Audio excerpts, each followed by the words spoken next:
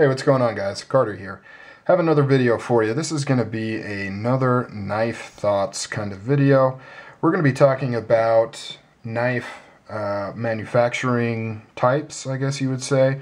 And what I mean by that is things like Midtech, custom production, things like that. There's a lot of confusion in the air about what's what signifies which type, how important it is, so on and so forth. Now, first off, this video is not going to give any sort of definitive answer because all of these terms were created by individuals and interpreted by others, and it's kind of an ever-changing and flowing type thing, and that's fine. But that's also why it's kind of confusing, because with a lot of these terms, we have what used to be considered to fall within that group, i.e. what used to be considered a custom. Now that's kind of changed for the most part, but then you've still got a few people that say, no, I still, adhere to the original idea of what a true custom is or what a true Midtech is. So, there's always going to be that, and it's always going to be a little bit gray. But there's one thing that I have noticed with all these terms is that it is changing overall. And none of these things are permanent. So let's talk about a few of those. Well, first of all, I've got a Chris Reeve Umnumzon StarTac. This is the Wilson Combat Edition right here.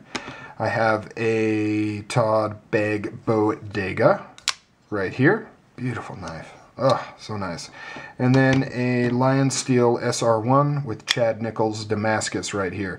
What a bunch of beautiful blades. Am I right? Am I right? So what I consider these knives to be is production, Midtech production.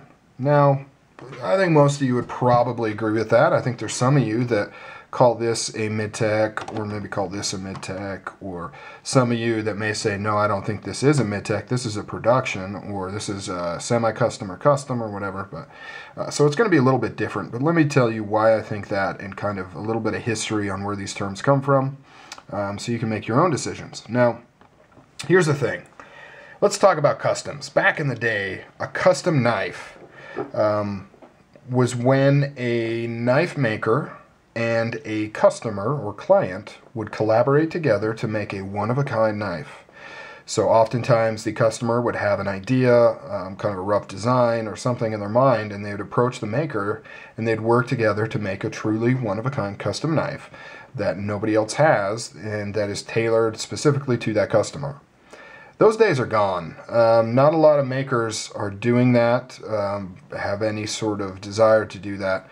There's a few really small-time guys. I mean, there might be some, a guy making fixed blades in your hometown that would be willing to do something like that.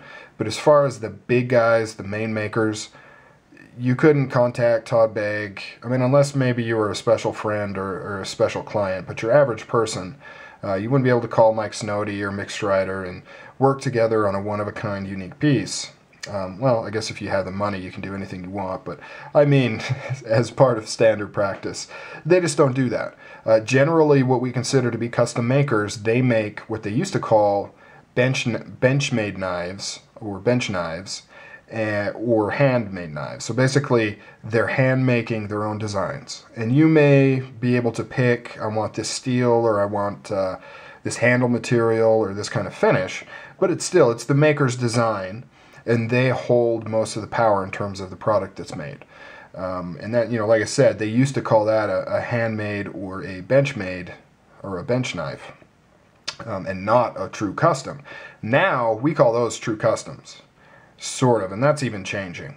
So let's move on to Midtechs. Midtechs was actually specifically coined by Ken Onion. And you can look this up. I mean, it wasn't that long ago. It's a fairly new term. He made up the term for a very specific action, a very specific thing. And it's kind of been thrown around a little loosely and interpreted differently. But originally, here's a story. So basically, he had a full custom knife that was high in demand. He realized he would never be able to fulfill all of those orders in any sort of timely fashion. So he figured that he could outsource some of the more menial tasks of the knife making, like some of the raw parts cutting and, the raw just the raw grunt work, you know, the stuff that just about anybody can do. If you say, this is the pattern, cut it out of this steel, you know, I need this thick of steel. And then he would then take some of those outsourced parts and do the real magic, do the knife maker work to it, you know, the actual artistic touch. Put it together, do all the finishing work, grind the blade, sharpen it, you know, all this important stuff, I guess you would say. Now, he didn't feel right saying it was a full custom because he did not do 100% of the work. He outsourced some of the easier stuff, and by outsourcing, that could be another shop, it could be another guy in your shop, but it wasn't done by him. So that's why he coined the term Midtech, basically meaning he did the bulk of the work, he did the important work, but technically he didn't do all the work. Now, it seems like Midtech is moving more towards handmade. A lot of people just use Midtech to describe a shop-made knife or a factory-made knife that's just of higher quality than what we usually consider to be a production knife. And I think a lot of this stems from the fact that we're kind of taking two different terms. You know, we're taking a manufacturing process, custom, Midtech, and then we're trying to apply a quality value to it. We're trying to say, you know, Midtech means X quality, when really it doesn't, not intrinsically. I mean, you could have a really shitty Midtech, you could have an amazing Midtech, you could have a shitty production knife, you could have an amazing production knife. How it's made, the shop setup, whether it's a bunch of guys working on a knife or one guy, has no bearing on the quality, but we're trying to mash those together. And I think that's where a lot of the confusion comes from, because people say, how could you call this just a production knife, like a military? It's, you know, the quality is so much higher, the materials are so much better. There's a lot more involvement with hands, so people want to call this something different because we use these terms Midtech to describe more than just how it's made. We try to use those terms to describe the quality as well. So that's where I think a lot of this kind of muddling of these terms and things come from, is trying to mash those two things together.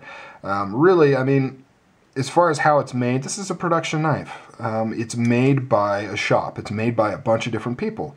And the person that put this together may not be the person that put it together a month ago or a month later. I have no idea who worked on this knife. I don't know who did the blade work. I don't know who put it into the stone washer.